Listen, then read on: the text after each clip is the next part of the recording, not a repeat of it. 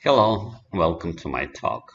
Today I'll present a geometric discrete unified field theory framework and its applications to cosmology. I apologize for having to do this over the internet. I really wanted to attend the conference in person, but unfortunately at the moment American residents are not allowed to enter European Union due to the COVID situation in the United States, so I have to do it remotely. Thank you for being here. The theoretical motivation for this work has been to provide a consistent model for unifying gravity with quantum mechanics. I also wanted to make sure that all assumptions and variables in the theory have clear and compelling physical meaning. I wanted to minimize the number of assumptions, utilize geometric and topological interpretation as a foundation, and it was very important for me to consider the implications for cosmology. The shortcomings of quantum mechanics are well known. It is not compatible with general relativity. It lacks a compelling unifying physical principle. Many variables in quantum mechanics have unclear physical meaning. There are a number of strange unexplained phenomena such as entanglement, wave function collapse, wave-particle duality, and others. And also importantly, quantum theory is not consistent. As was pointed out by Lev Landau, quantum mechanics is based on a concept of measurement. But measurement is a classical concept, so you can't quite build a quantum theory if your foundation is classical. There are also a number of open questions in cosmology, as you are very well aware. It is not clear what is dark mass and dark energy. The nature of Big Bang and the details of black holes are not clear either. It's not clear why cosmic microwave background radiation is almost uniform and why the universe expansion accelerates. There is a possibility that these issues may be clarified or resolved by combining gravity with quantum mechanics and considering cosmological implications, as I'll show you in a few minutes. It was also important for me to make sure that physical insights come before math. For example, general relativity is elegant and compelling because it is based on a unifying physical insight, which was really a geometric and physical invariant principle. The work of Michael Faraday contained little to no math, but it introduced a novel and very useful concept of field lines that were later quantified by Maxwell. Feynman diagrams are popular because of their intuitive geometric interpretation. So in the spirit of that, I wanted to build a framework that emphasizes physical meaning and interpretation that is based on geometric and topological postulates in the spirit of Hilbert's sixth problem. The model provides a framework for unifying gravity with quantum mechanics. It explains many strange quantum phenomena, including entanglement and wave-particle duality, and I analyzed the cosmological implications. This summarizes about 20 years of work I performed from the year 2000 until now, with most of the results were actually achieved during the time period from 2001 till 2006. Now, this is very much work in progress, and a more rigorous mathematical framework is needed. However, I believe that the proposed framework is already useful because of the derived geometric and topological insights that I'll share with you. So the first assumption of the model is that space is discrete, composed of elementary units, and can be represented as a graph or lattice. It has been proposed by a number of physicists that space may be discrete, and Planck length and Planck time come out of the physics model, so that's an assumption that has been around for some time. My second assumption is that space is an emergent phenomenon, and that space properties such as dimensionality, distance, locality, symmetry are all the emergent functions of the space graph structure. I also assume that space graph structure may be different in different areas of the graph, and they also may vary over time. For example, the image on the left shows a graph that may very well represent the structure of a space just at the moment of Big Bang. As you can see, it has high symmetry and everything is connected to everything. My third assumption is that all elementary particles are topological defects in that discrete space lattice. And since we're talking about defects, I also had to assume that space lattice has certain regularity. Now, in this framework, each type of an elementary particle, such as electron or quark, corresponds to a very specific and distinct type of a topological defect in that space lattice. And therefore, all quantum numbers are actually geometric and topological invariants of such defects. That approach has been successfully utilized in a number of solid-state physics models. For example, the image on the left shows you a regular lattice with two different types of geometric or topological defects, presenting two different possible elementary particles. Now, image B is actually a 2D projection of a 3D structure of linear edge dislocations that indeed occur in crystals, especially in metals. Now, in metals, the linear dislocations of opposite signs, such as shown on image C on the right, can move around, and they would actually attract to each other due to the elastic stress they induce in their lattice.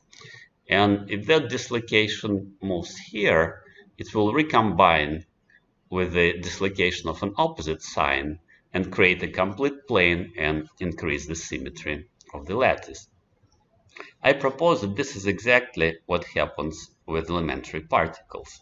They are topological defects in the lattice that represents structure of our space, and those defects can move around, interact, and recombine. Assumption number 4 is that any vertex of the space graph may potentially be connected to any other vertex by a direct link of one Planck length, regardless of the distance. This actually beautifully explains quantum entanglement. In this model, the entangled particles are directly connected to each other by a direct link of one Planck length in size. This is an illustration on the right image C. You can see two topological defects directly connected by a link. So entangled particles only appear to be far away from each other, but because of the presence of direct link, they're actually right next to each other. That explains why they feel each other instantaneously, and the action at a distance that bothered Einstein very much is actually a local action in this framework. And that also explains the Bell theorem. Assumption number 5 is that space lattice is elastic, and therefore any topological defect in the space lattice would result in long-range distortions and distributed mechanical stress in the lattice. That mechanical stress is mathematically represented by the wave function as described by Schrödinger equation. So in this case, the meaning of wave function becomes clear. It's just mechanical stress. Here is an illustration of what actually happens in crystals by the analogy. When you have a linear edge dislocation, as depicted here, that edge dislocation would create an area of compression in this area of the lattice and an area of tension in the opposite area of the lattice. Here is the same image in 3D. There are also other types of linear dislocations in crystals, for example, screw dislocation, as depicted here. Now, I'd like to show you that models of that kind are capable of producing solutions that very much resemble our universe. For example, at the screen, you can see a calculation of a stress field of an edge dislocation in crystals. It's interesting that the configuration of the field, of the stress field in this case, is pretty complex. And in fact, that configuration very much resembles certain electron orbitals of a hydrogen atom. So as you can see, this model is capable of producing sophisticated solutions that resemble our universe. Now, this model can potentially perfectly explain the nature of electric charge. In crystals, there are interstitial atoms, as depicted here. An interstitial atom will create an area of compression around it. There are also vacancies in crystals, a missing atom. A vacancy would create an area of tension around it. Moreover, because compression and tension are mechanical stress of opposite signs, these two areas would attract to each other, and in fact, interstitial atom may even fill the vacancy position. I propose that it's quite possible that that's exactly the nature of electric charge. And if this is so, that would explain why the charges of the same sign repel each other and why electric charges of the opposite signs attract. Next assumption is the nature of time. An elementary unit of local time, which would be Planck time, in this model corresponds to one elementary unit of change in the underlying space graph. That makes sense because time is always local, and it's graphically depicted on this graph. Time is generally thought of a measure of change. So in this case, an arc switches from point A to point B, as depicted here, and that's an elementary change in the graph. That may also be represented by an annihilation and creation operators A minus, and A plus that are commonly used in quantum mechanics. Next assumption is quantum probabilities. Quantum probabilities result from elastic stress and the underlying symmetry of the space lattice. Now, space graph arc is most likely to break in the area of the highest stress within the graph, and the probability of breaking is proportional to the square of stress. Here is a classical analogy. Imagine that you're trying to bend an irregularly shaped stick by applying force. A stick may break in any location. However, it is most likely to break in the areas with the highest stress. Next assumption is the nature of mass. In this model, the mass of an elementary particle is a measure of energy added to the lattice due to the increased elastic stress that results from introducing the corresponding topological defect. That's a natural assumption to make given Einstein's formula E equals mc squared. Now, this framework needs additional postulates, specifically conservation laws. Now, I confess that I do not have the exact list and functional form of the conservation laws on the space graph. However, I can propose some plausible candidates. It is possible that number of arcs in an isolated system may be conserved. Number of nodes may also be conserved. Discrete energy stress momentum tensor is probably conserved. And I'm almost certain that total information content is very likely to be conserved in this model. Here is an additional possible postulate, and it has to do with zero mass particles. In crystals, when linear dislocations of opposite signs meet, as depicted here, then they annihilate and produce phonons, lattice vibrations, in the process. Similarly, it is possible that non-zero mass particles are topological defects, and zero mass particles may be elastic excitations of the space lattice that do not cause topological defects. So, for example, when electron and positron that are defects would annihilate, several photons are produced. The number of photons is not fixed because no topological defects are associated with them, so they can pile up as long as the energy and momentum are conserved. Now, let's discuss what can be explained and predicted utilizing that framework. Let's start with black holes and Big Bang. So I propose that a space graph inside of black hole is in a different phase state. Symmetry properties and structure of space inside of black hole are different. So therefore, black hole formation is a phase state transition of the space graph. By the same token, space graph at the very beginning of Big Bang was also in a different phase state. I also assume or propose that during the Big Bang, space graph underwent 3 phase state transitions, each subsequent transition resulting in a lower symmetry. These transitions resulted in a step-by-step separation of the 4 fundamental physical forces from each other that were previously unified at the very beginning of Big Bang. These 2 graphs illustrate the step-by-step process of lowering the symmetry of a graph. So I propose that the process left to right happened during the Big Bang, and that an opposite process, right to left, happens inside of black holes as you get closer to the center. And in fact, it has been suggested by Andrei Linde that a black hole collapse in our universe may lead to a Big Bang in another connected universe.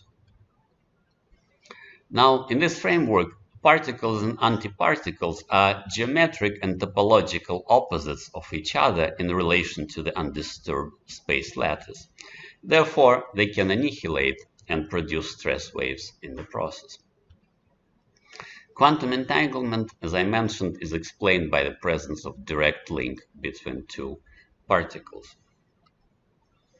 Nature of inertial mass in this model is the elastic resistance of the space lattice against accelerated movement. This is very similar to Higgs field and Higgs boson. On this image, imagine that you are trying to rotate an approximately rigid disk. At the edge of the disk, the smallest distance that units can move around would be 1 Planck length.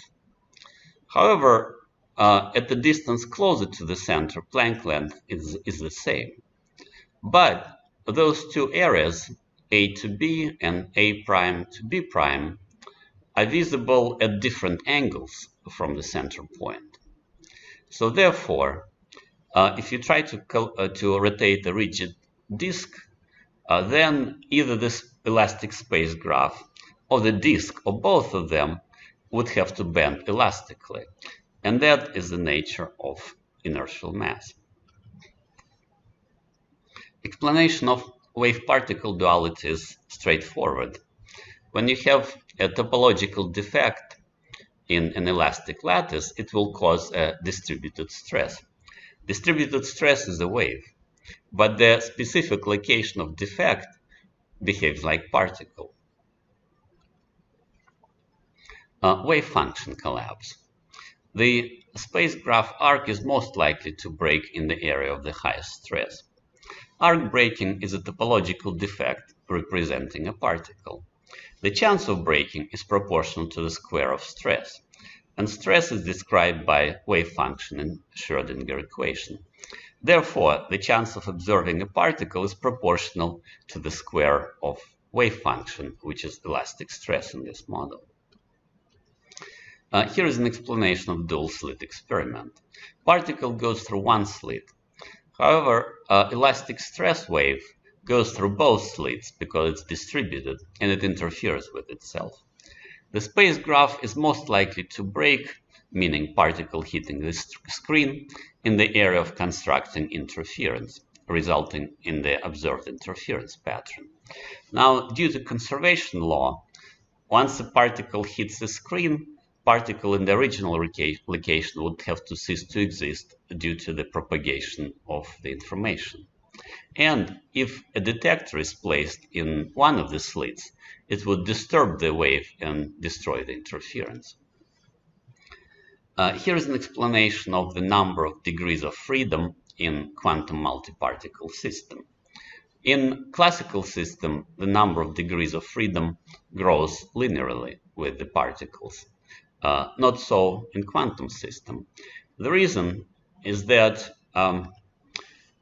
in quantum system, degrees of freedom describe, in addition to position and momentum, they also describe absence or presence of entanglement links between the particles as depicted on the right. Now, degrees of freedom are counted in configuration space, and because of that, the number of degrees of freedom would grow exponentially as a tensor product, because tensor product captures all ways that basic units can interact with each other. In this model, there are two ways for elementary particles to interact with each other. They can interact at a distance through elastic stress field that is transmitted by the space lattice at the speed of light, or they can also interact during direct contact through transmutations, meaning rearrangements of the space graph arcs and nodes. Here is an interesting idea. The structure of a screw dislocation has an uncanny resemblance to an electromagnetic wave. Perhaps it's actually an identity. It certainly deserves exploration. Fermions in this model are represented by space defects that topologically cannot occur within the same location of the graph. And bosons are topological defects that may occur in unlimited quantities within the same location of the graph. Now, why zero-mass particles don't age? If zero-mass particles, such as photons, are elastic excitations of the space graph, but not topological defects, then they don't produce topological changes in the graph. And according to the time postulate, local time is a count of elementary units of topological changes in the space graph. Therefore, zero-mass particles cannot age, and so they have to travel at the speed of light. Here is an explanation why time slows down for all fast-moving objects. As mentioned in the postulates, time is the local count of elementary switches in the space lattice. Now, for an object to move, as we have seen in the rotation example, arcs must switch. Assuming there is a limit to how fast arcs can switch, presumably at the speed of light, the more switches you utilize for movement, the less switches remain available for internal time flow count. Therefore, internal time must slow down with speed. In this model, quarks may be types of point defects that must be connected with each other by extended linear defects for topological reasons. Energy of a pair of quarks will therefore grow linearly with distance, resulting in quark confinement. Here is an illustration of a black hole entropy calculation as this framework that is identical to the work performed by Carlo Rovelli in 1996. I did it independently because I wasn't aware of Carlo Rovelli work. Consider two points, one A and B. A is at the surface of a black hole and B is inside. The switch operation depicted here should not be counted when you calculate entropy, because nothing can escape a black hole, so point B cannot be substituted by point A. Point B cannot switch positions with point A. By the same token, points A and B inside of a black hole are not in a thermodynamic relationship with the space outside. Therefore, they should not count either. for the purpose of entropy. Therefore, only points that are at the surface of the event horizon of a black hole can contribute to the black hole entropy, and only they should be counted. Given fixed Planck length, the number of spacecraft arcs and nodes on the surface of a black hole is proportional to the black hole surface. Therefore, with a little bit of math, it's easy to show that black hole entropy will be proportional to its surface. And you can check the details in the Carler-Valley paper. Now, interestingly, different discrete symmetry structures of spacecraft will result in different packing densities on the surface of a black hole. From that proportionality coefficient in black hole entropy formula, the surface packing density can be determined, and therefore a corresponding discrete space symmetry group at the black hole surface may be identified. Now, if you know the symmetry group on the surface, you can try to extrapolate from it into our normal space. This model eliminates singularities because we have a fixed minimal length, Planck length, and a fixed minimum time, Planck time. Singularities only arise when a theory makes unrealistic assumptions about physical objects, such as allowing the size of a physical object to be zero or assuming absolutely hard objects. No such assumptions are present in this framework, so I expect no singularities, which is great. There are a number of open questions and research areas in this model. We have to determine for sure geometry and topology of the space graph. We need to identify specific types of topological defects that correspond to specific elementary particles. We need to finalize the list of conservation laws and derive the rules or equations of dynamics, and then utilize that to calculate particles interactions, and the theory needs to be verified experimentally. Now, on the space graph geometry, I think most likely the geometry is triangular based. There are several reasons for that. It's the simplest discrete symmetry group that can produce an area and volume. It is also most likely to emerge statistically in chaotic conditions such as Big Bang. Now here is actually a beautiful idea. Electron charge is an exact 3x multiple of a quark charge. Now, and in this model, charge is a topological invariant of a defect. So it's quite plausible that explanation is pure geometry. And therefore, because it's 3x, it reinforces the idea of triangular symmetry. Now, here is an interesting prediction. Imagine that you have two entangled particles as depicted here. Imagine that they stop being entangled, that the link connecting them breaks. Now, if there is a conservation law that says that total number of arcs must be conserved, then this arc must go somewhere. In this case, it is depicted right here. However, an arc in this area is a topological defect. And topological defect represents a particle. And this arc is depicted here as moving away from the area. So that means that when two entangled particles stop being entangled, a new particle is emitted in the process. And hopefully, with some good experimental work, that emission of a new particle can be detected and verified. Now, is it possible that the particles emitted during the entanglement breaking may represent a dark mass?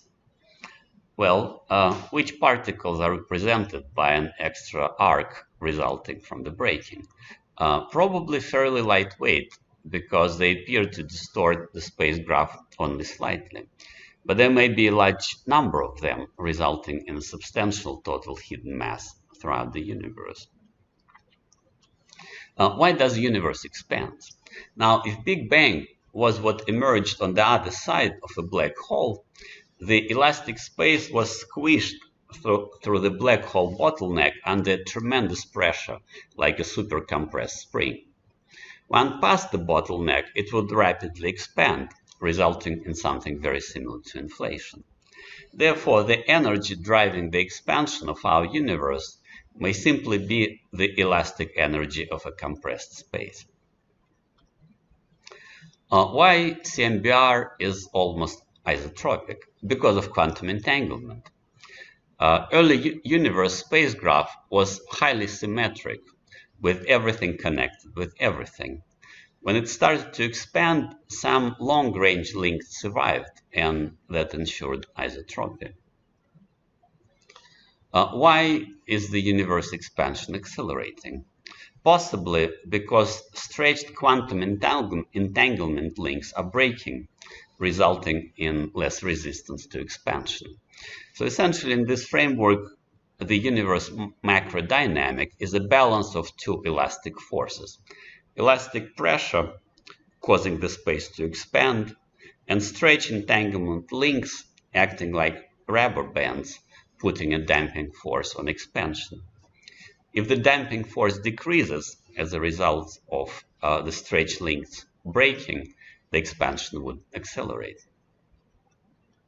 Now, Planck distance is tiny. How can we verify space granularity experimentally? In the paper in 1999 by the Gambini and Poulin, it has been proposed that space granularity may be probed by observing photons from extremely remote objects billions of light years away. According to that paper, space granularity should produce a measurable imprint on photons that travel over distances billions of light years in length, and the details are in the paper. And here is a really interesting idea. What if the space lattice is imprinted on CMBR? Here is an interesting observation. There are some universe size anomalies you can observe in CMBR images. Interestingly, there is some resemblance of those structures to an octahedron.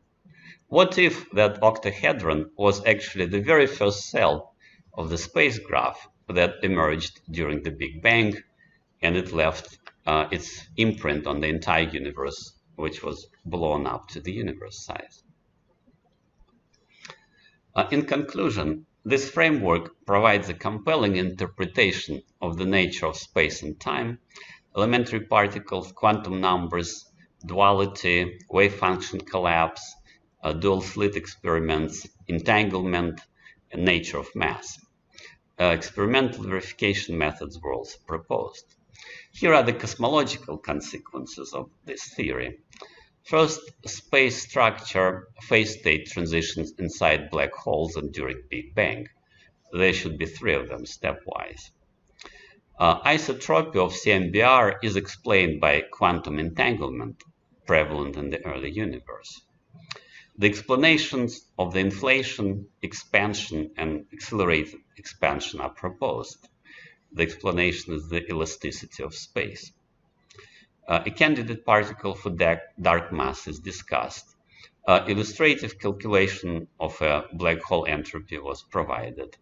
And interestingly, there's a possibility of a lattice cell imprint on CMBR at the largest scale.